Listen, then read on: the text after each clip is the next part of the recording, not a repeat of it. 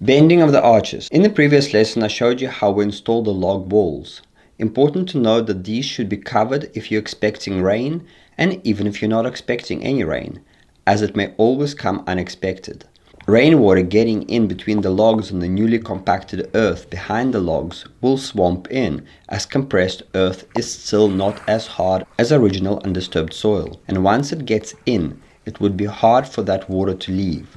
Thus, it will cause logs to get moldy. Having some extra plastic is always handy on the building site. It can always be used for the first course of tires or foundation earth bags, covering anything that you need to keep dry, covering the garden beds to protect vegetables from cold and hail, lining trenches that you want to take the water away from nearby your home, covering your newly bought timber for drying. Keep that plastic roll, just like any perishable building materials, out of the sun. My friend's entire roll of super adobe got damaged as it was left in the sun. When trying to stomp it, it just tore the side and we had to do a double layer by placing one sleeve inside the other. Plastic also cannot be left infinitely under the sun. It is a quick and temporary solution until more permanent solution is made.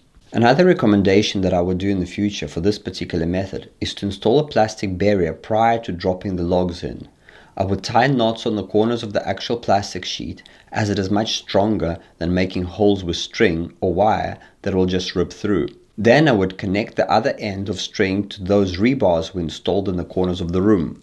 This way the logs can be rolled in without pulling the plastic down. At the bottom I would roll over a little sausage of excess plastic and keep it forward, away from the wall, so when the log drops down, one could easily pull that plastic upwards, past the level of the finished floor. The 50 centimeter or 1.5 foot extra length should also be pulled forward, covering the sides of the logs so no part of the log is in contact with the earth. The layer of plastic should give an extra layer of protection.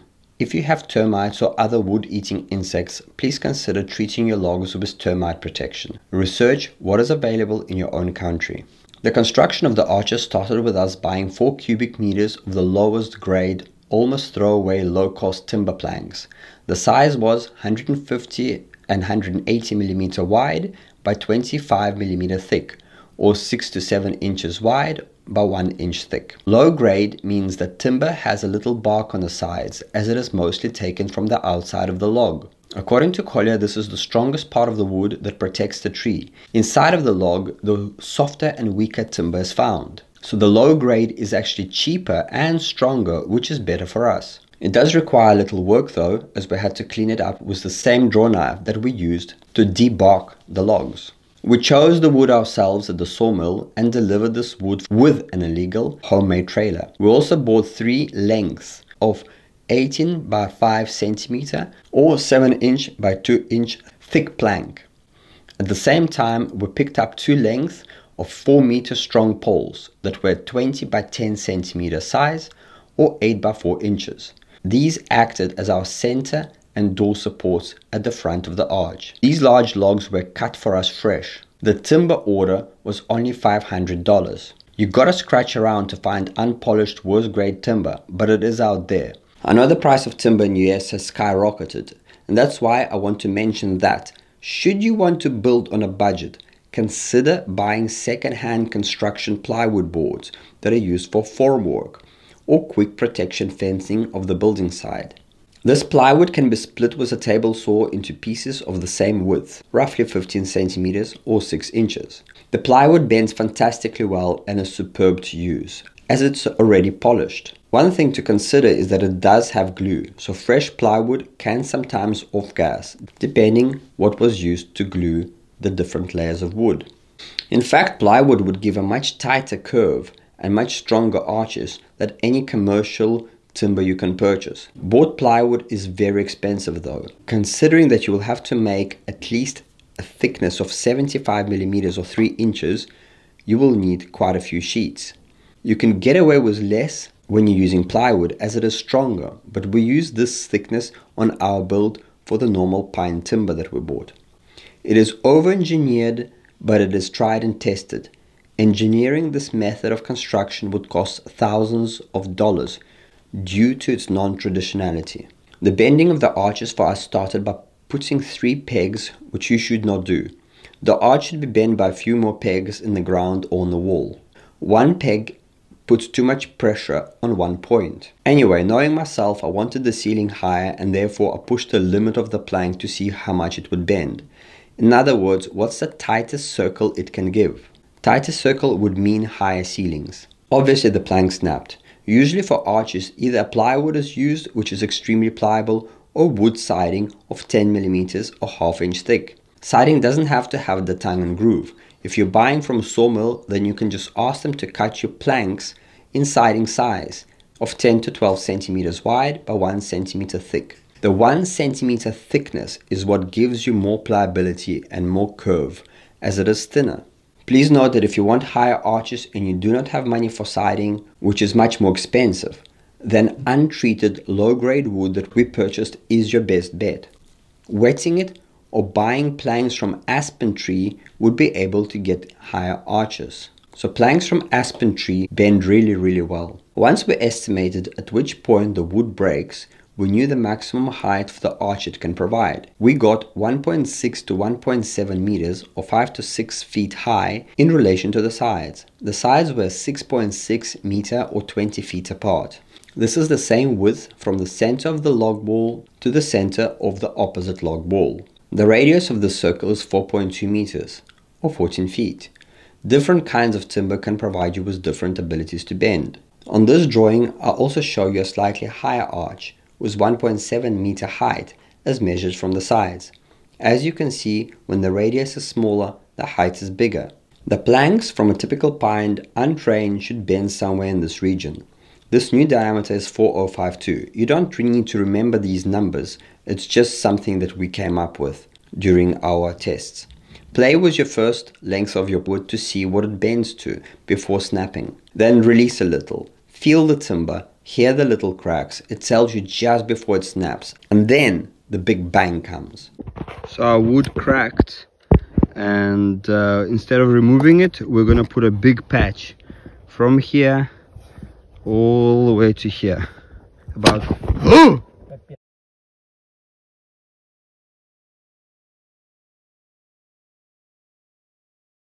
You could also train the wood with something heavy as shown by Human Wisdom YouTube channel. Training arches takes a little longer than just bending them in one shot, but this gradual method could give you extra height if you need it. Wetting the wood a little also does magic in making it more pliable. I threw my plywood into the pool before bending the face of my composting toilet. I never tried wetting timber planks, so do your research. As you noted, neither did we train the wood nor did we wet it. We used the least type of pliable wood and thus got this low-lying arch, which turned out pretty cool at the end for the buried home. What helped us are the many pegs that allowed the pressure of the bend to spread over a longer length of timber plank. The planks gave us safely a total of 2.7 meters or 9 feet from the submerged floor to the inside part of the arch. It was a good sized room to start off with. This height even allowed for placement of the bed on the mezzanine level. Once we estimated the radius of the circle that the arches can maximally bend towards, we placed a peg in the center of the radii.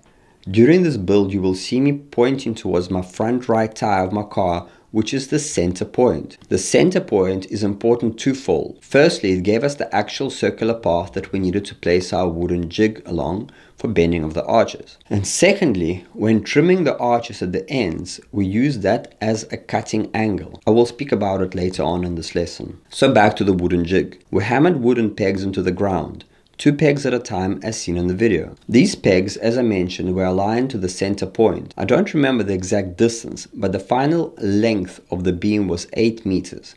The pegs were hammered in about 30 centimeters or 1 foot into the ground, with 15 centimeter or 6 inches sticking out. This was for clay soils, and sandy soil might need a longer peg. They were about 75 millimeter, 3 inches in diameter, but whatever works for you. With the wooden jig, I will mention it straight away that after bending a few arches, they start to wobble a little, and then wooden wedges need to be hammered in. This method is perfect for making all the arches for one of these vaults. If you do want to build a whole village, I recommend making a proper jig. The timber planks were placed on the corners of the double pegs and we inserted them one by one as shown in the video.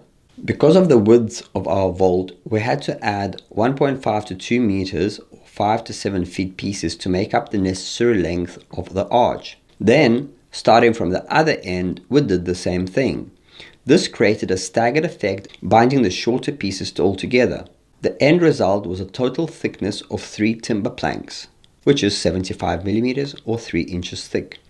The pieces that were joined got a little patch of about 1.5 meters long or 5 feet on the inner diameter side of the arch as well as the outer diameter. If you like the finished look of these diagonals and the arches underneath them, and you'd like to look at them without doing the finishing touches with siding, then I would recommend on the inner diameter of the underside of the arch to use the plywood instead of these patches. The plywoods, being only 2.4 meters in length or 8 foot long, would need to be neatly joined in one straight line to create the support for the connection of timber, as well as aesthetically cover the underside of unpolished timber planks of the arch. This way you have a nice finished polished look of plywood for the entire length of the underside of the arch.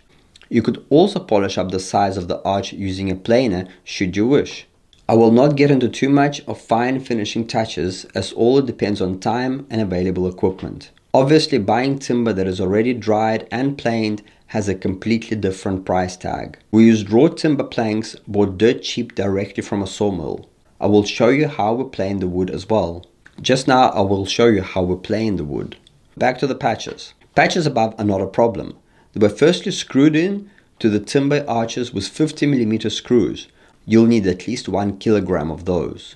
The rest was connected with nails. You will need 100mm or 4-inch nails, at least 5 kilogram of those. And also you will need 120mm nails or 5 inches long, and you'd need to get at least 3 kilograms of those. I cannot speak of exact quantities, but if you can get bulk, i.e. not from a Walmart, but actual manufacturer or wholesaler, I would recommend getting 5 kilograms of those 100mm nails. We use them the most, not just on the arches, but also on connecting the diagonal lattices and hammering the outer wood for the roof. The long nails replaced gluing the arches. If you are sensitive to glue, this is a good method. By bending the ends of the long 100mm 4-inch nails, it made sure that these will never come out. Thus said, we did not use any glue. NB, rule of thumb. When screwing or nailing something in close to the end of your timber plank, make sure you stay away by the diameter of the screw or nail multiplied by 20, i.e. a 3mm thick nail or screw should be roughly 60mm away from the edge of the wood so it doesn't split the wood. When hammering nails, try and follow our advice and the following diagram. I also thought that the bigger nails and the better and the more the merrier, but Collier, being an engineer, stated that massive nails just rip up the wood unnecessary. Here are a few video shots of exactly how we did the arches. First, we placed 3 timber planks in the wooden jig as shown. We hammered in 100mm nails in a zigzag manner about 20 centimeters or 8 inches apart. The nails were 25mm or 1 inch from the sides. Larger 120mm nails were hammered in the middle.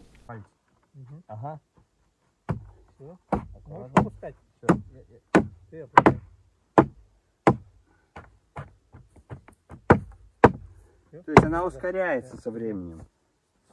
Ага. Центральную подбить. Ну сейчас тут уже это самое. А она сейчас...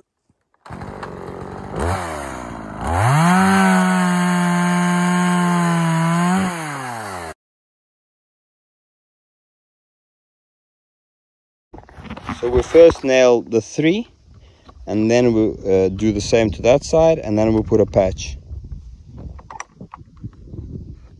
And then you can use the 90 nail.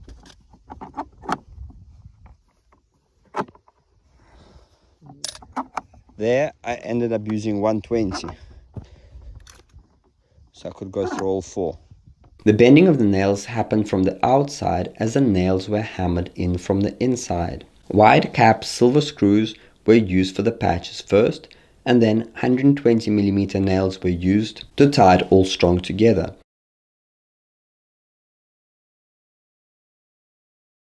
Before you put this patch in, you have to do the sandwich with the nails.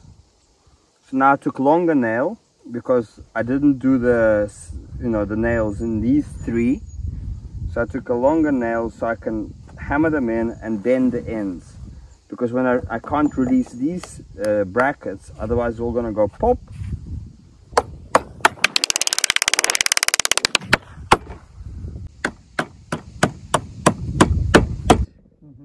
Оттуда тоже найди, ложи сразу, и все будем стягивать. Все, тут гвоздиками, да? The screws are not strong enough to hold the patches to the planks. So problem, this ends and that ends together. So we're going to chop that one and always up in the center between the two pegs. 9, 10, 12, 13.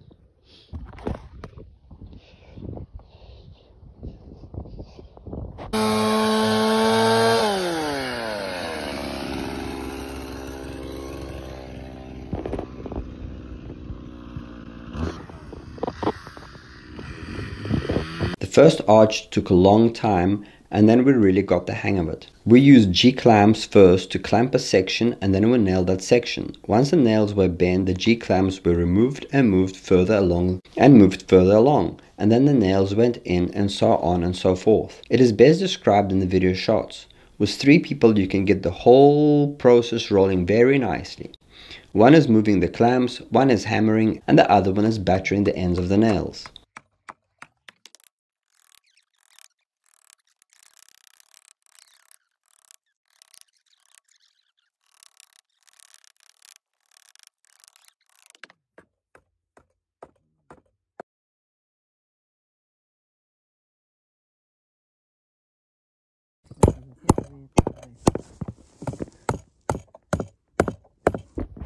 Okay, so we're removing it. It cracked.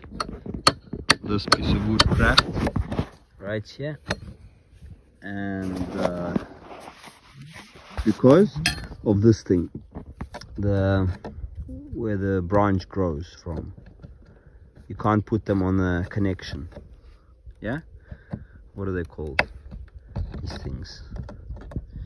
And that's the connection. So that means that here we'll need to have an extra one on top here, but in future, if the width of the room is only 5 meters from here to the end, then all of this is not necessary. You just put 3 boards together and it's done. It's going to be about 5 times faster. None of this extra pieces, because you can just use 1 piece of board.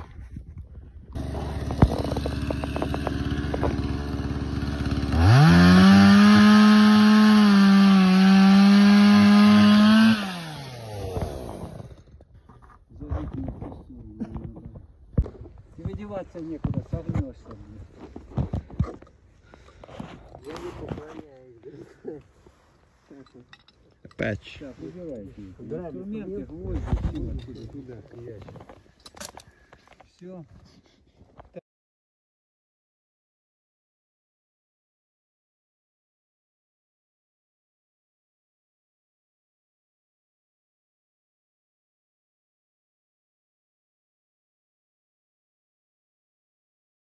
We prepared the timber 4 lengths at a time by debarking the low-grade planks. 4 lengths is what is necessary to make 1 arch of this size. It's good to alternate what you do. Cleaning up all the timber, although it would be quicker, it would be more tedious. We prepared 4 planks and then made 1 arch, and then prepped another 4 and then made the other arch. All the offcuts eventually were used up for the patches and to make walkways in the wet clay, or furniture, or whatever else. After the arches are made, we found the middle point.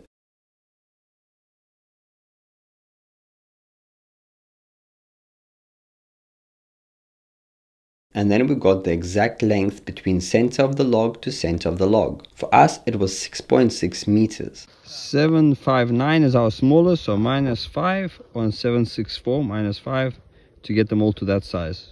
Так, значит, что делаем? 4. Minus 4. Yeah.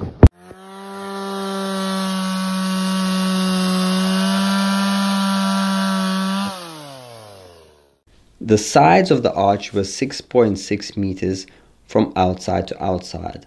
The arches were made a little longer on one end. This allowed us to trim them exactly so that the distance of the outer edge of the outer plank of the arch to the opposite outer edge would be exactly center log to center log. I will show you this later. Cutting angle for the ends of the arches also cannot be random. It followed the same center point of our radii. The reference point, as I mentioned, is in the front right tire of my car. There we placed a peg.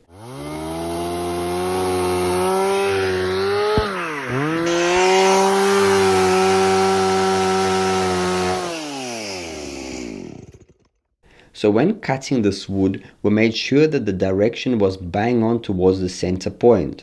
The reason for this is so the outer rib edges of all the three planks are in full contact with the entire surface, i.e., if the angle was any different, only one edge of one plank would be in contact with the socket in the log and the rest would be hanging in mid-air. This would make the connection much weaker.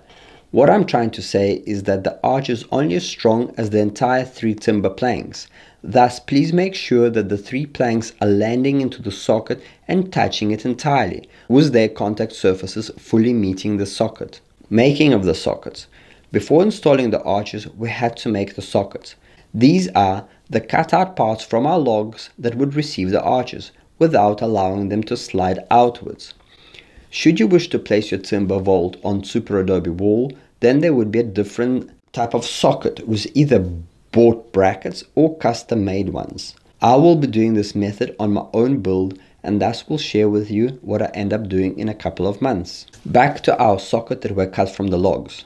First we found the center line of one of the top logs on the left wall and measured out a parallel line on top of the right log on the opposite wall. Then we marked out 5 equal distances for the 6 arches. So that's a problem. The arch can't get into it.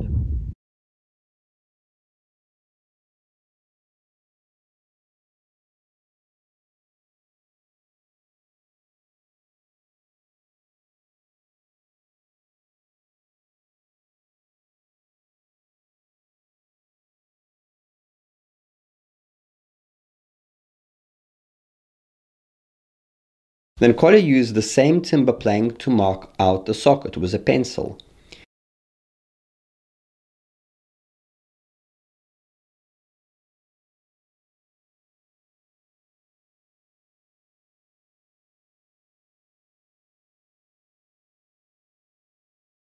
The string is on the level. Теперь вот это вот так вот по веревочке. He cut one socket out and shaved the bottom so it can be in full contact with the arch, so this plank didn't wobble. The arches not being glued adjust slightly, so your angle can be close but not exact.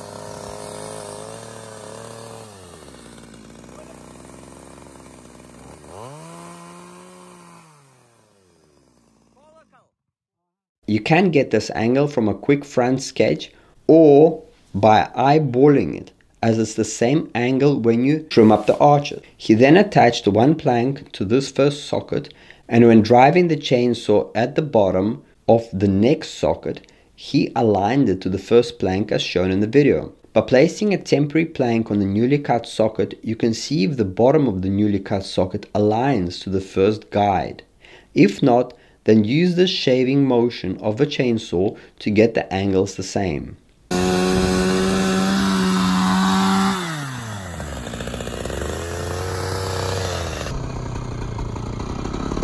We made a big mistake. We did that as we wanted to prepare all the arches so we can put them up the following day.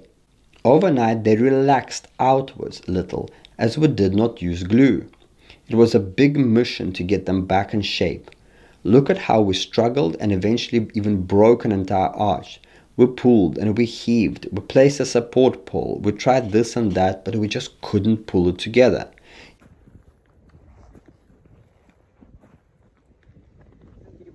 So we completely broke the arch.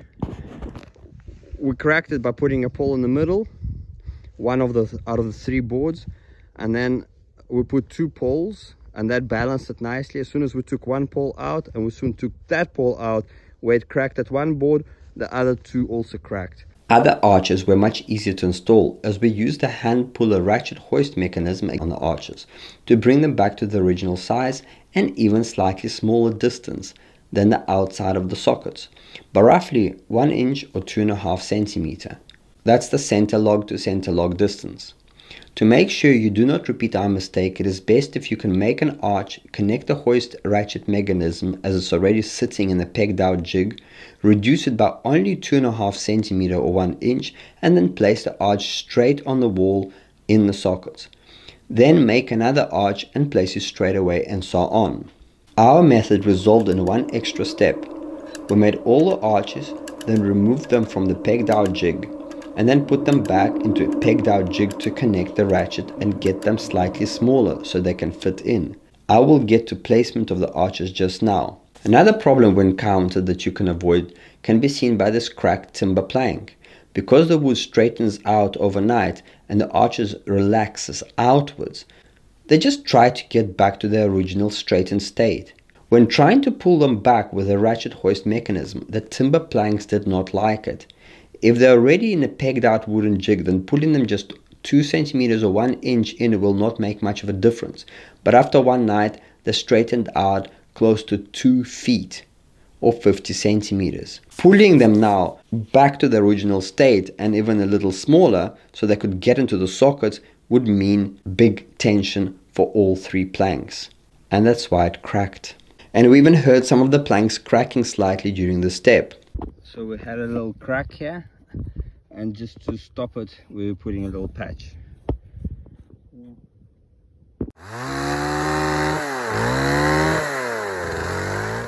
We are 2 centimeters over, it cracked because of a stump little piece.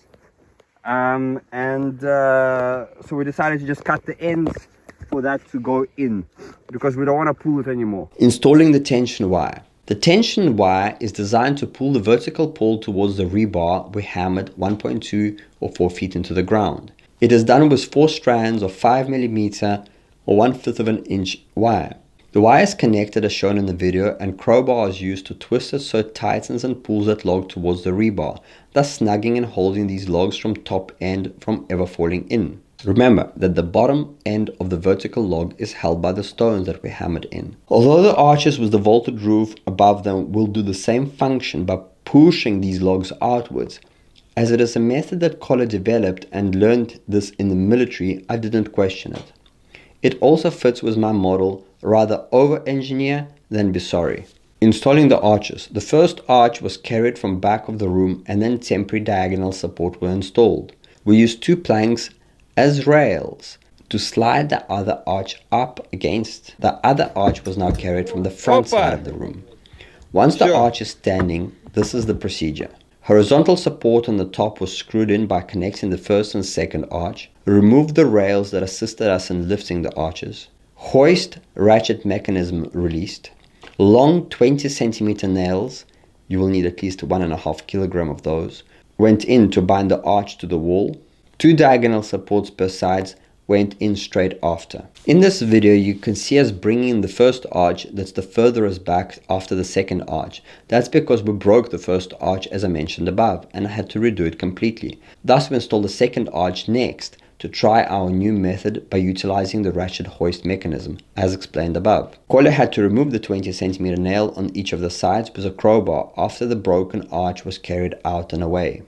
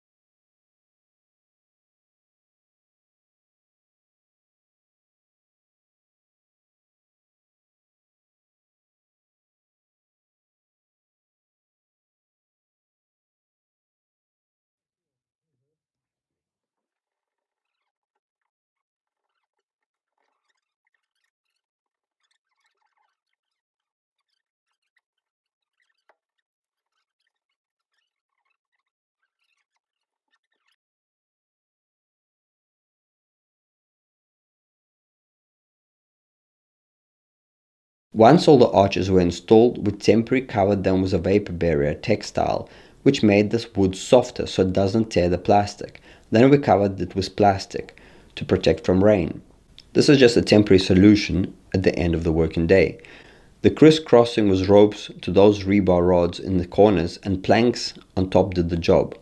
If you are living in a desert, or you're most definitely not expecting any rain, then obviously you can leave your building site uncovered. Walking in wet clay is 5 times more difficult and slower than on dry earth. Preparing and installing the T-rafter. In the workshop we polished up large planks to be used for constructing of the T-beam. It is made by connecting two 18 by 5 centimeter long planks, 6 meter long. We polish those up with a planer, as it is something that will be visible. Doing the planing in the workshop is much easier than trying to do it afterwards working on the ladder. The T-beam was delivered on top of my car. To install it, we first had to place the bottom logs to act as support foundation for the non-load bearing front and back walls of the vault. Cleaning out the soil and preparing the ground by hammering stones so that the logs are not placed on wet earth. Doing a gravel trench or super or hyper adobe stabilized earth bag would do the job even better. As we were tight on time, I just threw in some stones and battered them into the wet clay to provide a slight lift of the logs. Оля, знаете, надо оттуда было чуть-чуть сюда еще.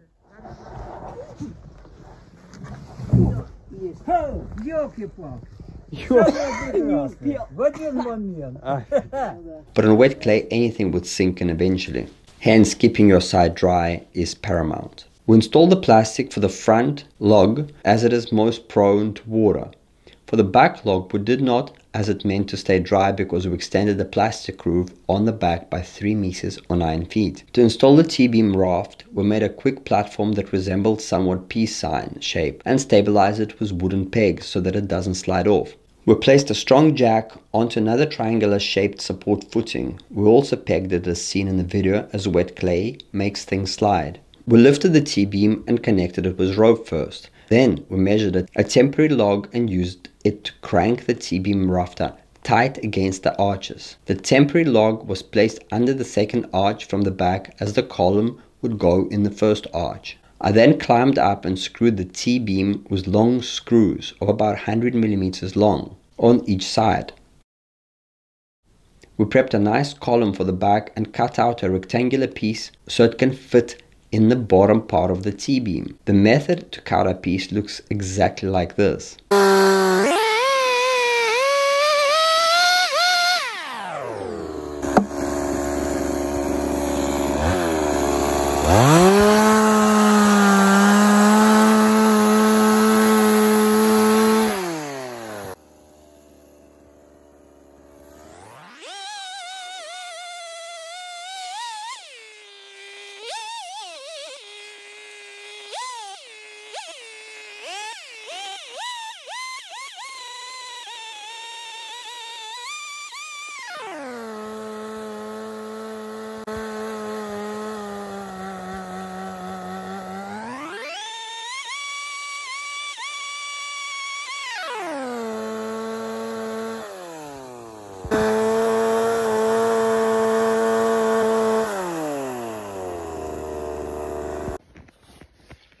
Так, пошли, пилу берете, бревно берем, пилу.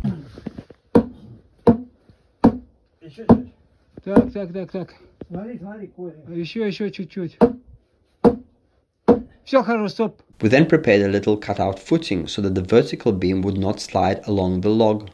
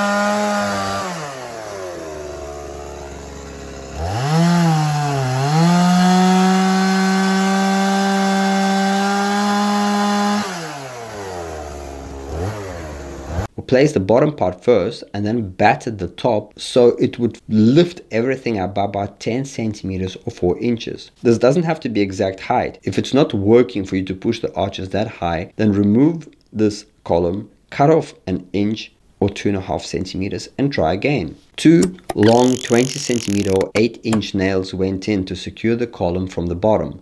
This made sure that the vertical beam would not slide forward or back. Everything in construction makes logical sense, and that's why I love natural building. Because of those patches and other irregularities, some of the arches did not connect snug to the T-beam. To fix this, we placed a wooden piece to cover the distance as seen in the video. The same procedure was carried out in the front. The temp support with a jack was installed under the second arch from the front, and then we cut out a placement for the bottom part of T-beam out of that nice timber column, the 20 by 10 centimeter or 8-inch by 4-inch. We used it to mark the footing so the front bottom foundation log receives it, in the same way as the back one. For the door, we cut out a piece that was slightly longer than the arch by about 10 centimeters or 4 inches, and then we placed it where it needs to be, cut out the piece for the footing. We also penciled in the inner curvy part of the arch on this column and placed a temporary wooden support piece on the arch itself. This temporary piece allowed for the door column not to slide in when mounting. We brought the column to the floor and cut the curve of the arch that we penciled in, and then with a heavy-duty digging bar gave it a slight lift using a lever function. We then battered it into the place with hammers. Once in place, a long 20 centimeter 8-inch nail went straight in from the top, securing it in place.